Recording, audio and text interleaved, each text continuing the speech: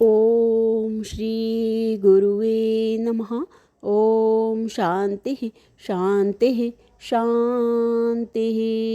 ओम।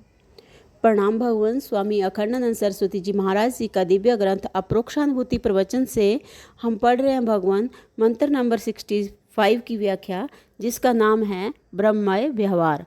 संगति में स्वामी जी बता रहे हैं कि जब जगत आत्मा के अतिरिक्त है ही नहीं तो जगत में जो क्रिया या व्यवहार दिखाई पड़ता है वह भी ब्रह्ममय ही है। यह बात स्पष्ट कर रहे हैं। जैसे घड़े आदि से व्यवहार करते समय लोग उसे मिट्टी नहीं समझ पाते, वैसे ही सब लोग व्यवहार ब्रह्म से ही करते हैं, किंतु इसे अज्ञान के कारण जानते नहीं। ब्रह्मणि ब्रह्म जृंभते, सब व्यवहार ब्रह्म से ही हो रहा है, ब्रह्म में ही ब्रह्म का यह विलास है। मैं जब 12-13 वर्ष का था तो बलिया के एक गांव गया। वहाँ मुझे अपने मित्र का छोटा भाई मिला। मेरी उससे मित्रता हो गई। पत्र व्यवहार चलता रहा, किंतु हम दोनों अनेक वर्षों तक मिल नहीं सके। वर्षों बाद जब वह प्रयाग विश्वविद्यालय में पढ़ने लगा तब मैं उससे मिलने छात्रावास गया। उसके पास पहुंचकर उससे उसके माता पिता, भाई बहन एवं घर के अन्य लोगों के संबंध में पूछा। तब उसने मुझसे पूछा, आप कौन हैं? वह बार बार मेरा परिचय पूछता रहा और मैं टालता गया। उसने मुझे प्रेम से ठहराया तथा खिलाया पिलाया। चलते समय जब मैंने उसे अपना परिचय दिया तो वह मुझसे लिपट गया। हम दोनों देर तक साथ रहे थे, साथ ही स्नान भोजन किया था, किंतु जब तक पहचान नहीं हुई थी उसे मुझसे मिलने का आनंद नहीं मिला था। इसी प्रकार हम सब संसारी लोग ब्रह्म में ही रहते हैं, ब्रह्म को ही देखते, छूते, सुनते, सूंघते हैं, ब्रह्म से ही रूठते हैं, उसे ही मनाते हैं। सब मन इंद्रियों का व्यवहार विषय ब्रह्म ही है, पर उसे पहचानते नहीं। हम जानते नहीं कि जिस पत्थर से हम चटनी पीस रहे हैं वह पारस है, अतः हम दरिद्र बने हैं। तात्पर्य यह कि महत्व अभिज्ञान का ही है। गया के प्रसिद्ध कवि श्री मोहनलाल महतो वियोगी एक सम्मेलन में भाग लेने कलकत्ता गए और एक स्थान पर ठहर गए। हिंदू पंच के संपादक स्वर्गीय श्री ईश्वरीय प्रसाद जी ने उनका पत्र व्यवहार का परिचय था। बोल रहे हैं कि श्री ईश्वरीय प्रसाद जी से उनका पत्र व्यवहार का परिचय था। ईश्वरीय प्रसाद जी उनसे मिलने आए तो उनसे ही पूछा, मोहनलाल तुम ही हो? तो मोहनलाल जी बोले, नहीं, वे मेरे मित्र हैं, इस समय बाहर गए हैं। ईश्वर प्रसाद जी को उन्होंने बिठाया, जलपान कराया, फिर विदा कर दिया। दूसरे दिन वे फिर आए, वही प्रश्न किया तो इन्होंने फिर कह दिया, वे अभी अभी तो निकले हैं, आपसे सीढ़ियों पर भेंट नहीं हुई। फिर बिठाया और जलपान कराया, विदा कर दिया। तीसरे दिन कवि सम्मेलन में सभापति श्री अंबिका प्रसाद वाजपेयी ने जब मोहनलाल जी का नाम लिया तो ये उठे। श्री ईश्वरीय प्रसाद जी ने मंच पर ही कहा, ओ चलिए, हमसे प्रतिदिन मिलता था, कह देता था कि बाहर गए हैं, वहीं लिपट गए। इस छल का नाम ही माया है। पहचान ना होने से मिलकर भी मिलने का आनंद नहीं आया। करोड़ों रूपों में ईश्वर ही हमारी इंद्रियों का विषय होता है।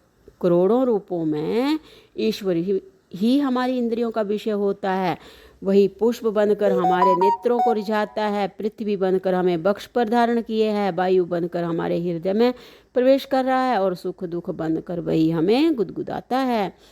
उस परम ब्रह्म परमात्मा के अतिरिक्त दूसरी कोई वस्तु है ही नहीं। अन्न मिला साजन है, अनजानी रहा है। अतः हम उसके साथ रहकर भी, उसके साथ खेल कर भी उसे पहचान नहीं पाते। अज्ञानान विजानन्ति, अज्ञान के कारण बच्चा नहीं जानता कि मिट्टी ही घड़ा है। सारी झंझट तो इसी बात की है कि जो अपना नहीं है उसे हम अपना समझ लेते हैं। बच्चा आंगन में खड़ा रो रहा है, माँ कहाँ गई? माता आड़ में खड़ी मुस्कुरा रही है। बच्चा इसलिए रो रहा था कि उसे माँ के समीप होने का ज्ञान नहीं था। सभी महापुरुषों ने इसी संसार में ईश्वर को पाया है। सांख्य शास्त्र कहता है सृष्टि की उत्पत्ति नहीं, अभिव्यक्ति होती है। कारण के विकार से, अर्थात मिट्टी की गोली करके चाक पर चढ़ाकर हाथ एवं सूत की सहायता से मिट्टी में घड़ा उत्पन्न किया गया। घड़ा कोई तत्व नहीं है। मिट्टी स्वयं जल से, जल अग्नि से, अग्नि वायु से और वायु अवकाश से अभिव्यक्त हुआ है। सृष्टि में 5 प्रकार के पदार्थ देखने में आते हैं। ठोस जैसे पृथ्वी, तरल जैसे जल, वायवी जैसे गैस, अति वायव जैसे वायु और नंबर 5 है अवकाश जैसे आकाश। जगत की मूल सत्ता की यह अभिव्यक्ति है। शैव, वैष्णव, शाक्त आदि उपासकों के मनों में सृष्टि प्रकृति की नहीं, चैतन्य की अभिव्यक्ति है। अद्वैत वेदांती कहते हैं चैतन्य का अनुभव मैं के रूप में, अद्वैत वेदांती कहते हैं चैतन्य का अनुभव मैं के रूप में छोड़कर अन्य के रूप में हो नहीं सकता। अतः जिस चैतन्य की अभिव्यक्ति या सृष्टि है वह हमारे मैं से अभिन्न है। चैतन्य की अभिव्यक्ति जड़ की अभिव्यक्ति के समान परिणामात्मक नहीं होती, विवर्तात्मक होती है। अतः जगत मैं से अभिन्न चैतन्य की विवर्तात्मक अभिव्यक्ति है। जो जिसकी अभिव्यक्ति होता है वह उससे पृथक नहीं होता। जैसे पंचभूतों की अभिव्यक्ति वृक्ष पंचभूतों से पृथक नहीं है। अतः यह प्रपंच जिस परब्रह्म परमात्मा की अभिव्यक्ति है उससे न्यारा नहीं है। इसलिए हमारा सब व्यवहार ब्रह्म में ही हो रहा है। हम ब्रह्म में ही खाते पीते नहाते सोते उठते बैठते चलते फिरते हैं। एक धोबी अपने गधों को लेकर कपड़े धोने घाट पर गया। कपड़े उतारकर गधों को बांधने लगा तो संयोगवश एक गधे की रस्सी नहीं मिली। वह चिंता में पड़ गया कि खुला छोड़ने पर गधा कहीं भाग न जाए। कोई सज्जन उधर से निकले तो धोबी को उलझन में पड़े देखकर कारण पूछा और बोले, प्रतिदिन इसे जहाँ जैसे बांधते थे वहीं झूठ मूठ का ही बांध दो। धोबी ने झूठ मूठ गधे को बांधने का नाटक कर दिया। वह वहीं दिन भर खड़ा रहा। सायंकाल उसने सब गधों को खोल कर हाँका तो उसे भी हाँकने लगा, किंतु वह अपने स्थान से नहीं हटा। धोबी को लगा कि वे सज्जन उसके गधे पर कोई जादू कर गए हैं।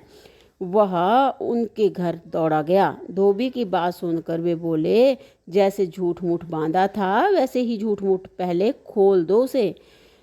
इसी प्रकार हमारा बंधन और मोक्ष दोनों ही अज्ञान से हैं। हमारा बंधन और मोक्ष दोनों ही अज्ञान से हैं।